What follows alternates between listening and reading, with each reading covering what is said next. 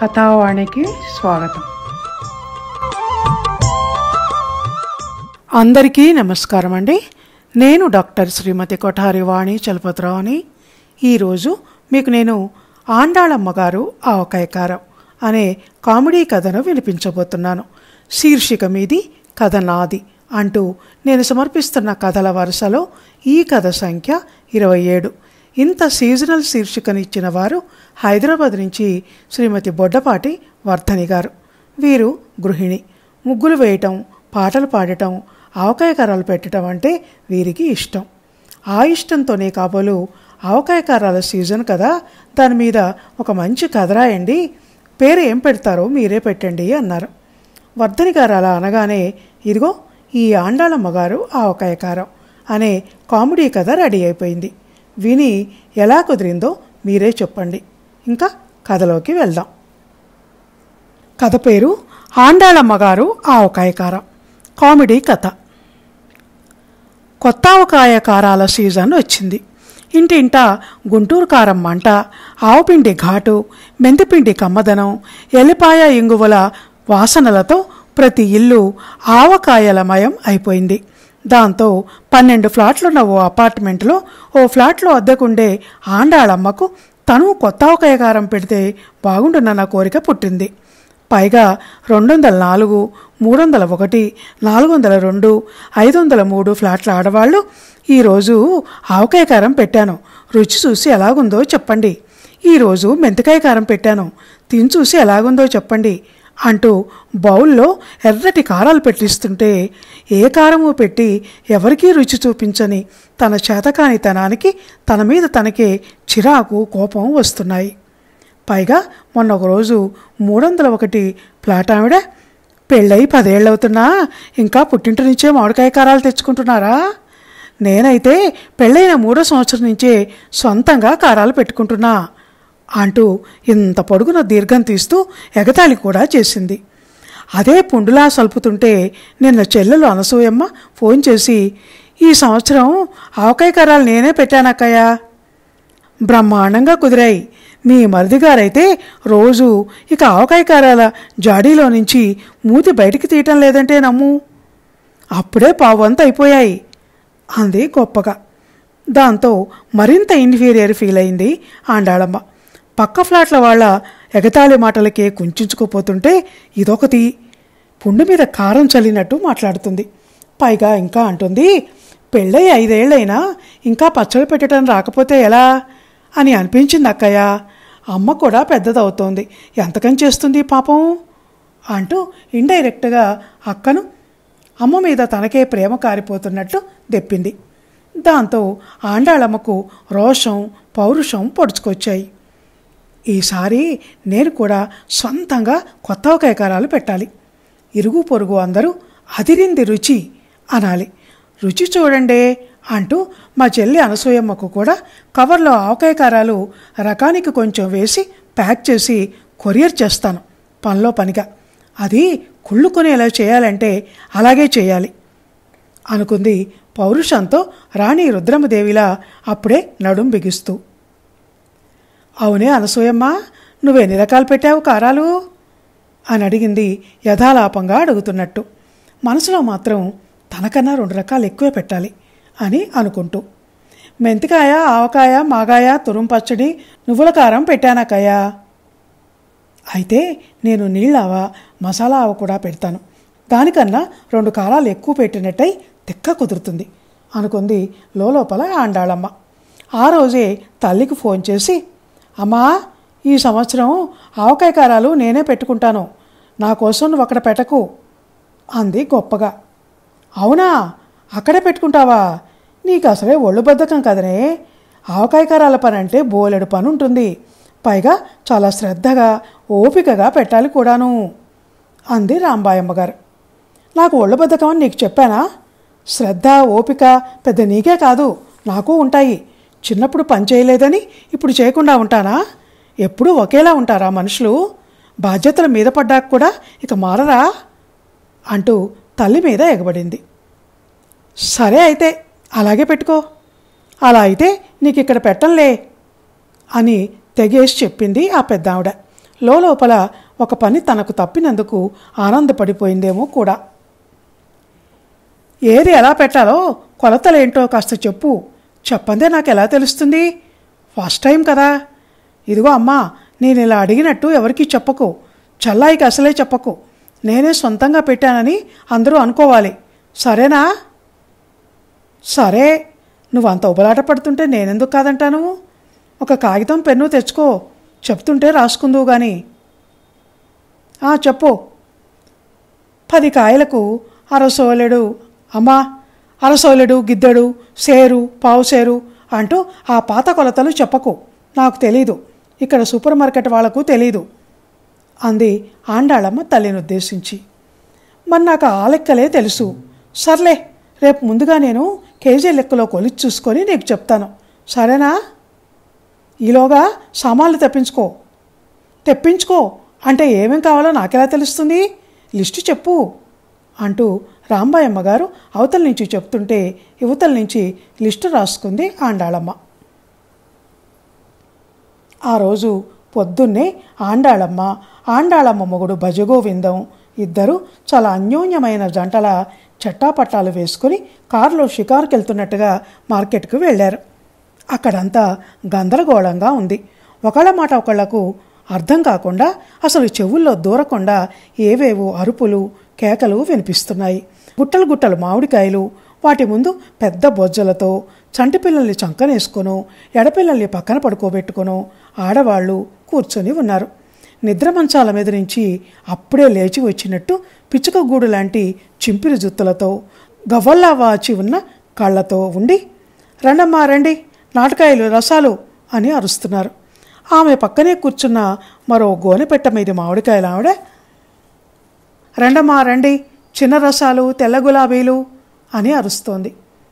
వాళ్లకు ఓ పక్కన గోనె సంచి పరుచుకొని కూర్చున్న వాళ్ళ మొగుళ్ళు గుబురు మీసాలతో, రాత్రి తాగిన మందు మత్తు ఇంకా దిగనట్టున్న ఎర్రబడ్డ కళ్ళతో యమకింకరుల్లా ఉండి, నరకటానికి మేము సిద్ధం అన్నట్టు ఇంతెంత పొడుగున్న పెద్ద పెద్ద కత్తిపీటలతో బాసింపట్లు వేసుకుని కూర్చొని ఉన్నారు. భజగోవిందం భార్య ఆండాళమ్మతో, మరీ మార్కెట్ లోపలికి రాగానే ఎదురుగా ఏవి కనపడితే అవి కొనకూడదు.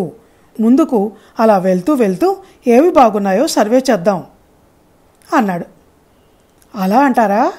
పదండి అయితే అంది ఆండాలు మొగుడి తెలివితేటలకు మురిసి ముక్కలవుతూ. ఈ ఆడవాళ్ల సైకాలజీ ఏంటో అర్థం కాదు. వాళ్ళ తెలివితేటలకు వాళ్ళు సంతోషించకుండా మొగుడి తెలివితేటలకు తెగ సంతోషించేస్తూ ఉంటారు. ఇరుగమ్మ దగ్గరికి, పొరుగమ్మ దగ్గరికి పెత్తనాలకు వెళ్ళినప్పుడు మా ఆయన అంత తెలివైనవాడు అంటే మా ఆయన ఇంత తెలివైనవాడు అని పోటీలు పడి మరీ గొప్పలు పోతుంటారు. అంతేకాదు, మొగుడి హోదా చూసి వాళ్ళకన్నా ఎక్కువ వీళ్లే గర్వపడిపోతూ ఉంటారు. మా ఆయన పెద్ద ఆఫీసరు అని ఒక ఆమె అంటే, మా ఆయన సాఫ్ట్వేర్ ఇంజనీరు అంటుంది మరొక ఆవిడ. మా ఆయన పోలీస్ ఆఫీసరు అని ఒక ఇల్లాలు తలకిరేస్తూ చెప్తే, మరొక ఇల్లాలు మా ఆయన కలెక్టరు అంటుంది. 4 ఆడవాళ్ళు ఒక దగ్గర చేరితే ఇప్పుడేమో కానీ అప్పుడు మాత్రం ఇవే టాపిక్సు. పాపం ఈ ఆడవాళ్ళు ఎంత అమాయకపు ఆడలేడీస్ అంటే, వాళ్ళ గురించి వాళ్ళు ఏమైనా గొప్పగా చెప్పుకోవాలన్న ఆలోచనే రాదు వాళ్లకు. అయినా ఒక పక్కన మొగుళ్ళ గురించి ఎంత గొప్పలు చెప్పుకునే ఆడాళ్ళు, అంతలోనే మళ్ళీ ఎంత ఇంటెలిజెంట్స్ అంటే, ఆఫీసరు గీఫీసరు జాంతానై ఎంత పెద్ద మగాడైనా ఒక ఆడదానికి ఆఫ్టర్ ఆల్ మొగుడు అని మనసులోనే అనుకుంటూ వాళ్ళు ఎక్కడికి షాపింగ్లకు వెళ్ళినా వెనకాల మొగుళ్ళని వేసుకుని తిరుగుతారు, గాడిద బరువులు మోయటానికి. అప్పుడు అమ్మో ఈ ఆడాళ్ళు ఉన్నారే అనుకోవటం మాత్రమే మగ పురుషుల పని అవుతుంది. ప్రస్తుతం అదే పనిలో ఉన్నాడు భజగోవిందం. పైకి కనిపించకుండా లోపలే పళ్ళు కొరుకుతున్నాడు. ముచ్చట్లు పెట్టడానికి ఇరుగు పొరుగు ఆడవాళ్లు పనికొస్తారు, వీళ్ళ వెనకాల రోడ్లు పట్టుకొని తిరగటానికి మాత్రం మొగుళ్ళు కావాలి అని స్వగతంలా డైలాగులు కూడా చెప్తున్నాడు. రండి బాబు రండి అంది ఒక మామిడికాయలో అమ్ముకునే ఆవిడ భజగోవిందాన్ని చూసి. నీకు అలసైపోయానా? ముందు బోర విడుచుకుని ఓ మిలిటరీ ఆఫీసర్లా నడుస్తున్న మా ఆవిడను వదిలిపెట్టి నన్ను పిలుస్తావేంటి అనుకొని మళ్ళీ అంతలోనే చుట్టూ పరకాయించి చూసి ప్రతి పెళ్ళాం వెనుక ఒక మొగుడు 2 చేతుల్లో 2 సంచులు పట్టుకొని నడవటం కనిపించటంతో అమ్మయ్య నన్నొక్కడే కాదలే ఆమె పిలిచింది అనుకున్నాడు భజగోవిందం. బరువులు మోయబోతున్న వాడికి పక్కన మరో బరువులు మోయబోతున్నవాడు కనిపిస్తే ఎంత ఆనందమో. మెన్ సైకాలజీ మరి. ఏంటండి ఇన్ని రకాల మామిడికాయలు ఉన్నాయి మార్కెట్లో, ఏవి మంచివో ఎలా తెలుస్తుంది అంది ఆండాళమ్మ. తెలుసుకోకుండా ఎందుకు వచ్చావు మరి, అన్నీ పెద్ద నీకు తెలిసినట్టు. అయినా మీ అమ్మ అక్కడి నుంచి మామిడికాయ కారం పెట్టి పంపిస్తానంటుంటే మధ్యలో నీకెందుకు ఇక్కడ ఈ బాధ అన్నాడు భజగోవిందం. మొదలుపెట్టారు నసా. ఏదైనా కొత్తగా నేర్చుకుంటుంటే ఎంకరేజ్ చేద్దామన్న ఆలోచన లేదు మీకు. అదెందుకు ఇదెందుకు అంటూ ఎప్పుడూ డిస్కరేజ్ చేయడమే అంది ఆండాళమ్మ కోపంగా.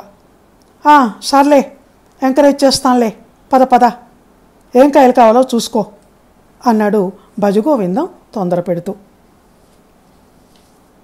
అదిగో అక్కడ కూర్చుందే ఆవిడ కాస్త చూడటానికి బాగుంది, అక్కడ తీసుకుందామా అన్నాడు భజగోవిందం. బాగుండాల్సింది మామిడికాయలు, ఆమె కాదు. బాగుంది అంటే అర్థం కాస్త నెమ్మదిగా మాట్లాడుతోంది, మంచి మనిషిలా ఉంది అని.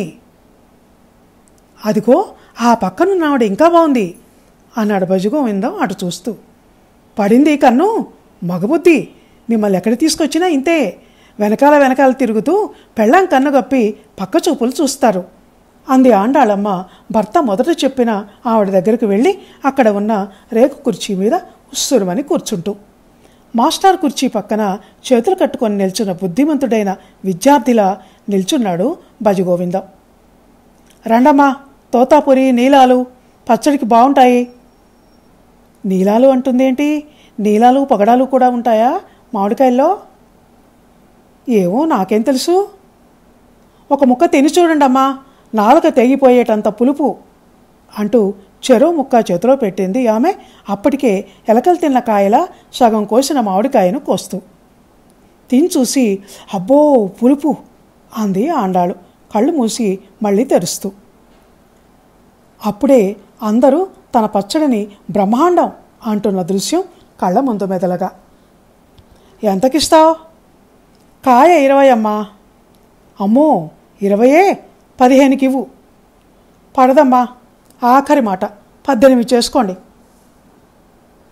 సరే ఇవ్వు. ఎన్ని ఇవ్వమంటారమ్మా?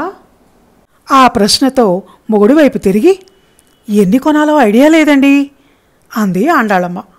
ఏమీ ఐడియా లేకుండా ఎందుకొచ్చావు అన్నాడు భజగోవిందం కసురుకుంటూ. అదిగో ఆ మాటే అనొద్దన్నారు అని ఆండాళ్ళు అంటుండగా ఇంతలో 100 తీసుకోండమ్మా అంది కాయలమ్మి.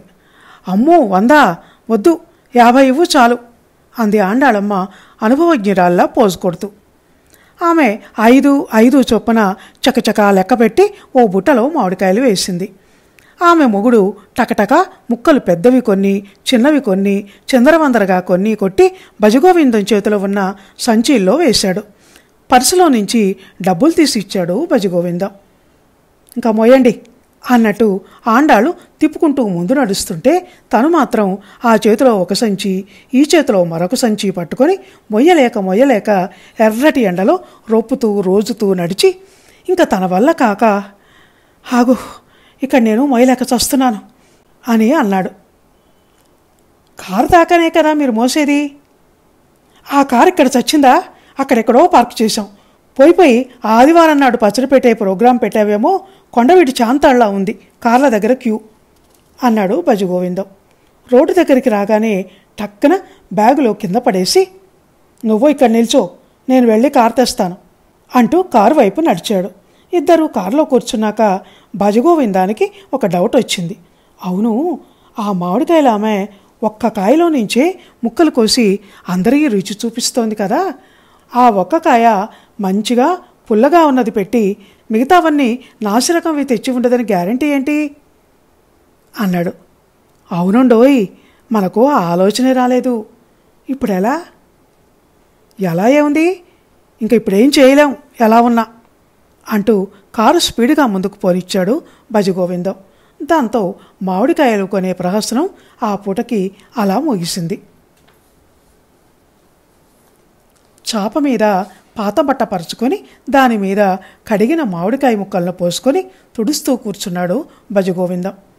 జీడి తీసి ముచ్చికలు కోసి రేకులు తీసి తడి తుడిచేసి మళ్ళీ అక్కడే ఒక పక్కన ఫ్యాన్ గాలికి ఆరపెడుతున్నాడు.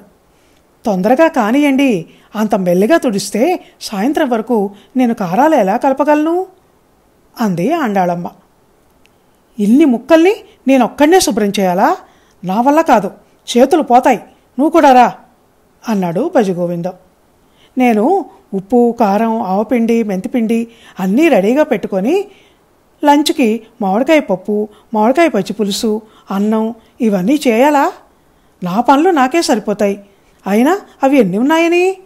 ఫాస్ట్గా తుడిచేస్తే అరగంట కూడా పట్టదు. త్వరగా ఆ పని అయిపోతే మాగాయ ముక్కలు తరుగుదురు గాని. అది నేనేనా? నా వల్ల కాదు. నేను అసలు నీకు ఎట్టా కనపడుతున్నాను? మగాడిలా మొగుళ్ళ కనపడుతున్నారు. తాటి చెట్ల ఇంత పొడుగు, మర్రి చెట్ల ఇంత అడ్డం ఉంటారు, ఆ మాత్రం చేయలేరు? ఇద్దరం కష్టపడిందే ఆవకాయ కారాలు ఎలా వస్తాయి? మీరు మాత్రం తినరు, ఆవకాయలేందే ముద్దెత్తరే అంటూ 100 చదివింది ఆండాళమ్మ. ఆండాళమ్మ అలా అంటుండగానే ఫోన్ మోగింది. ఇప్పుడెవరు? పని కాకుండా మధ్యలో ఈ ఫోన్లు ఒకటి అనుకుంటూనే రిసీవర్ ఎత్తి హలో అంది. హలో అక్కయ్య, నేను అనసూయమ్మని మాట్లాడుతున్నాను. ఏంటి ఈరోజు కొత్త ఆవకాయ కారాలు పెడుతున్నావుటగా? అమ్మ చెప్పింది. ఎన్ని రకాలు పెడుతున్నావు ఏంటి?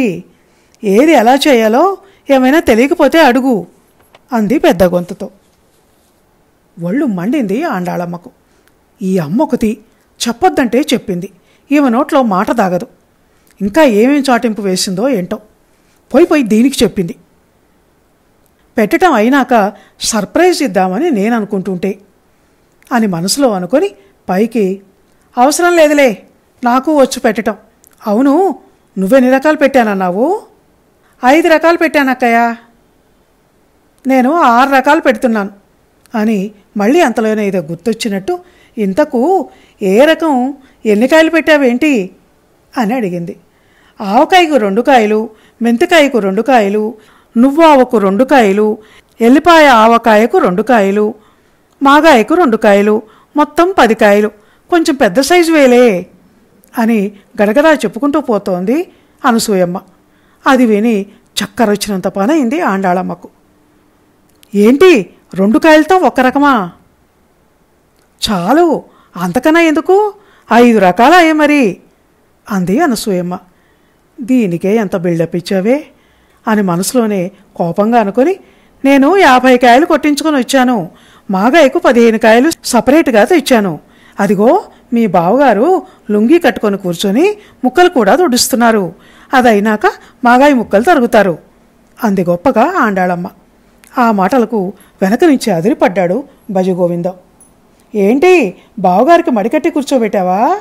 మీ మరిదిగారైతే ఒక్క పని ముట్టరు, పైగా సోఫాలో జారగిలపడి కూర్చొని ఏంటి మన ఇంట్లో కారాలు పెడుతున్నట్టు వాసన అదిరిపోతోంది, ఎల్లిపాయ వాసన ఘాటుగా భలేగుంది అంటూ రన్నింగ్ కామెంటరీ మొదలు పెడతారు అంది అనసూయమ్మ గొప్పగా. నువ్వు పెట్టే 2 కాయల కారానికి ఇంకా మీ ఆయన హెల్ప్ కూడా ఎందుకు అంటూ చెల్లెల్ని ఎద్దేవా చేసింది ఆండాళమ్మ. నేనంటే 50 + 15 45 కాయలు పెడుతున్నాను మరి. ఎందుకక్కయ్య అన్ని కాయలు? సంతర్పణ ఏమైనా చేసేదుందా? పైగా ఫస్ట్ టైం పెడుతున్నావు, ఎలా కుదురుతాయో ఏంటో అంటూ అలా అశుభం మాట్లాడతావేంటే? శుభమా అని కారాలు పెట్టుకుంటుంటే. సర్లే, నాకు బోలెడు పనుంది, ఇక నువ్వు పెట్టేయి అంటూ తనే ఫోన్ పెట్టేసి కోపంగా వంటింటి వైపు నడిచింది ఆండాళమ్మ. అసలే బగబగా మంట మీద ఉన్నాడేమో భజగోవిందం. పెళ్ళం ఫోన్ పెట్టేయగానే, ఏంటి ఇక్కడ నేను ముక్కలు తుడుస్తున్నది, ఏం కట్టుకొని ఏ పొజిషన్లో కూర్చున్నది, మాగాయ ముక్కలు తొరగబోతున్నది, ఇవన్నీ మీ చెల్లికి పూసగుచ్చినట్టు చెప్పాలా? బావగారికి మడి కట్టించావా అక్కయ్య అంటూ అక్కడి నుంచి తన ఎగతాళి మాటలు అన్నాడు కళ్ళల్లో కోపం కురిపిస్తూ. ఏమైంది చెప్తే? మీ పురుషత్వానికి ఏమైనా భంగపాటు వచ్చిందా? మొగుడు పెళ్ళాలన్నాక ఇక కలిసి పనులు చేసుకోరా? ఇదొకటి నా ప్రాణానికి చేస్తున్న పని చెడగొట్టడానికి అన్నట్టు ఈ టైంలో ఫోన్ చేసింది. అసలు దాన్ని కాదు మా అమ్మని అనాలి అనుకుంటూ మొగుడి మూడాఫ్ అయితే తనకు పని భారం ఎక్కువ అవుతుందని మనసులో ఆలోచించుకొని, దాని మాటలు మీరు పట్టించుకోకండి, దానికంతా ఎకసక్కాలు వెటకారాలు అంది ఆండాళమ్మ సముదాయించే ధోరణిలో. అసలే పనిబద్ధకస్తురాలైన ఆండాళమ్మకు ఆ రోజు అన్ని కారాలు కలిపి మాగాయి ముక్కలు ఊరబెట్టేసరికి నడుములు పడిపోయాయి. భజగోవిందం సైతం నేను జన్మలో ఇంత పని ఎప్పుడూ చేయలేదు అంటూ తోటకూర కాడల మంచం మీద వాలిపోయాడు. ఆ రోజు పక్క మీద నుంచి లేస్తూనే ఆండాళమ్మ భజగోవిందం ఇద్దరూ చాలా హుషారుగా ఉన్నారు. కొత్త ఆవకాయ కారాలు మాగాయ మొగుడికి వడ్డించి ఆయన ఆ రుచి చూసి చూడగానే మొహం హారతి పళ్ళెంలా మారిపోవటాన్ని, రుచి అదర్స్ అంటూ కేక పెట్టడాన్ని కళ్ళారా చూసి చెవులారా వినటానికి ఎప్పుడెప్పుడా అన్నట్టు ఎదురు చూస్తోంది ఆండాళమ్మ. భజగోవిందానికి కొత్త ఆవకాయ కారాలంటే చచ్చేంత ఇష్టం. పెట్టిన నెల రోజుల దాకా జాడీలో నుంచి మూతి తీయడని పేరు అతనికి. అందుకే ఆయన ఎప్పుడెప్పుడు లంచ్ టైం అవుతుందా అని మాటిమాటికి గోడగడియారం వంక చూస్తున్నాడు. ఇదిగో ఆండాలు, ఈరోజు కూర పచ్చడి లాంటివి ఏమీ చెయ్యకు, అన్నం ఒకటి పడేయి చాలు అని ముందుగానే చెప్పాడు. నేను అదే అనుకుంటున్నానులేండి, చేసినా ఎవరు తింటారని అంది ఆండాಳು నవ్వుతూ. వంటింట్లో వరుసగా పెట్టి ఉన్న ఖాళీ సీసాలను చూసి, అవెందుకు అలా వరుసగా పెట్టావు అన్నాడు వాటి వంక చూస్తూ. మనం ఆవకాయ కారాల రుచి చూశాక ఇరుగు పొరుగుకు రుచి చూడండి మా కొత్త ఆవకాయ కారాలు అని ఇవ్వాలి కదండి అంది ఆండాళమ్మ. ఓహో, ఇదిగో ఆండాలు, ఇచ్చి మౌనంగా ఉండు, ఎలా ఉన్నాయి బాగున్నాయా అని మాటిమాటికి అడిగి చంపకు వాళ్ళను, మర్యాదగా ఉండదు, వాళ్ళంతటా వాళ్ళు చెప్పినప్పుడు విను అన్నాడు భజగోవిందం. ఆ విషయం నాకు తెలియదేటండి అంది ఆండాಳು నవ్వుతూ. స్నానం చేసి వచ్చి లుంగీ కట్టుకుంటూ, ఇక అన్నం వడ్డిస్తావా అన్నాడు భార్య వంక చూస్తూ, లేడికి లేచిందే పరుగు అన్నట్టు. ఏం కారం వడ్డించమంటారు ఇవాళ రుచులు చూడాలి కదా, ఏవైనా తక్కువ ఎక్కువలైతే సవరించాలి కదా, అన్నీ కొంచెం కొంచెం వడ్డించు అన్నాడు భజగోవిందం. అలాగే అంటూ పెద్ద ప్లేట్లో కొంచెం ఆవకాయ, మెంతికాయ, తురుం పచ్చడి, మాగాయ అన్నీ వడ్డించింది ఆండాళమ్మ. నోట్లో నీళ్లురుతుండగా ఆవురావురమంటూ పొగలు చిమ్ముతున్న అన్నం ముందు కూర్చున్నాడు భజగోవిందం. అబ్బా, తొందరగా తిననివ్వకుండా ఇంత వేడివేడి అన్నం పెట్టావేంటి, ఇది ఎప్పుడు చల్లారాలి, నేను ఎప్పుడు తినాలి అంటూ పక్కనే ఉన్న విసనకర్రతో అన్నం విసురుకొని తెల్లటి అన్నంలో ఎర్రగా కారం కలిపి ఆవకాయ అన్నం ముద్ద నోట్లో పెట్టుకున్నాడు.